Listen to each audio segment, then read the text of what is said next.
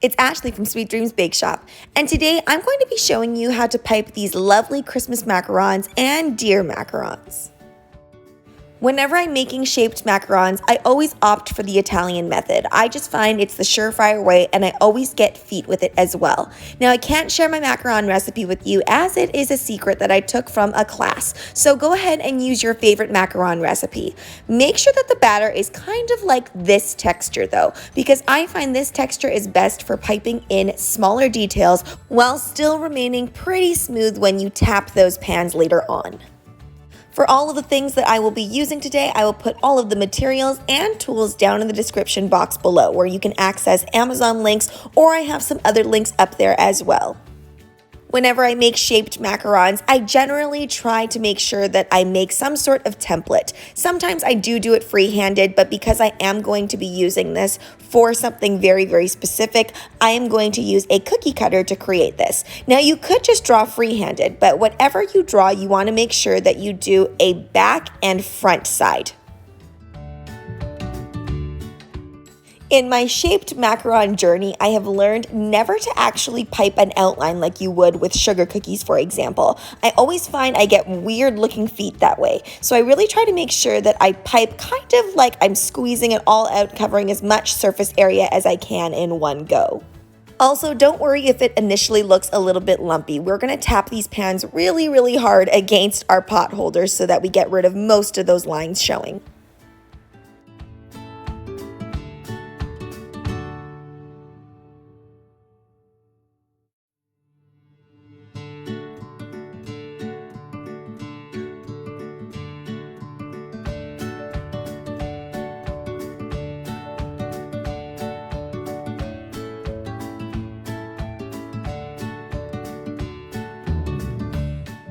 The key to doing this is making sure that you tap them right after you pipe the last deer. If you wait at all, you're going to get a matte finish on it, and then you won't be able to get rid of those lines.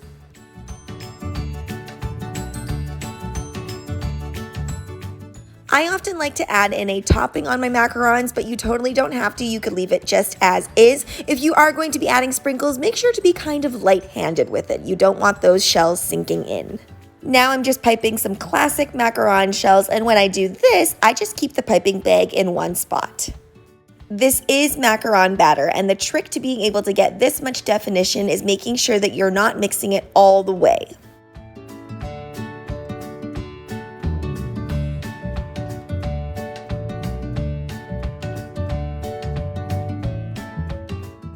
I'm going to add a few little small dragées to this.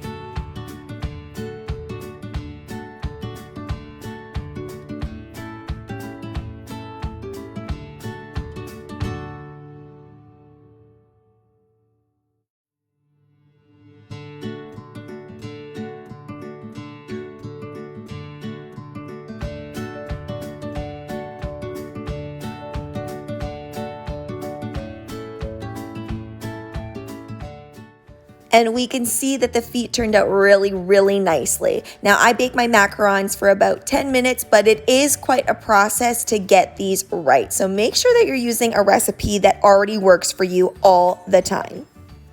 If you watched my Grinch macaron recipe, then you know that I use the exact same flavor in those, and it's really, really simple. You just take some green matcha powder, and I'm actually using matcha milk tea, and I'm mixing it in there. I find the milk tea part gives it a really nice, creamy, different type of flavor, almost like ice cream. If you use straight matcha powder, it does take down the sweetness, but you won't get that same kind of ice cream flavor, I find. Now it's time to match up the deer shells, and this is exactly why I told you to make a front and a back side for whatever it is that you're going to be creating. And don't worry about things not matching perfectly. We're going to be applying the buttercream pretty generously. So I'm taking a French tip here to create these little stars all over. Now you could do this in other ways, but I just find this star technique is the best way to fit in all of that buttercream, and it also looks really, really pretty from the side.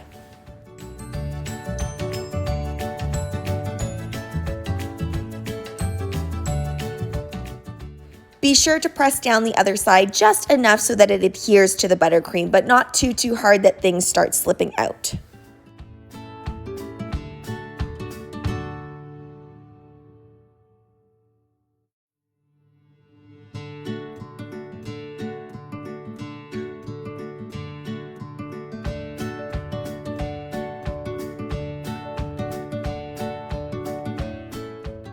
Here is another way to fill up those simple looking macarons.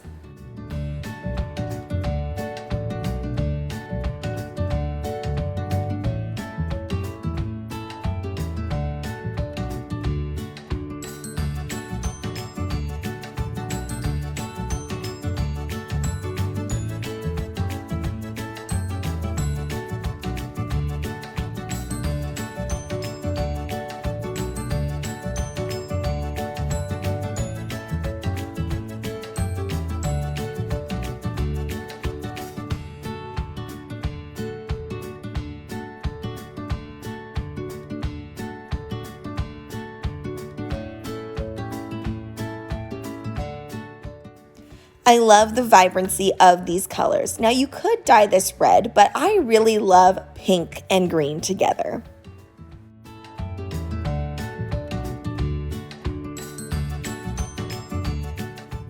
These macarons have a really nice gentle snap and super chewy centers, which I absolutely love.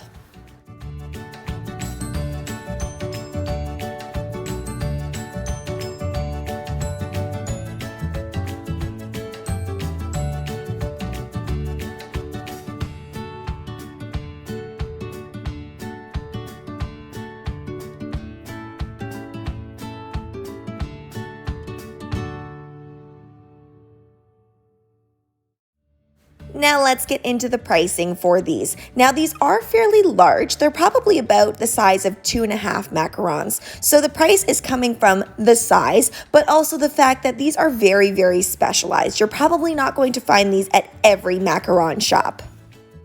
These prices are based on Canadian dollars and the area that I live in. And I do know that macarons, even at grocery stores, go for about $2 each. So when we go over to the specialty stores, it's even more than that. And those are just for the regular plain round macarons. So you really want to make sure that you price your macarons accordingly.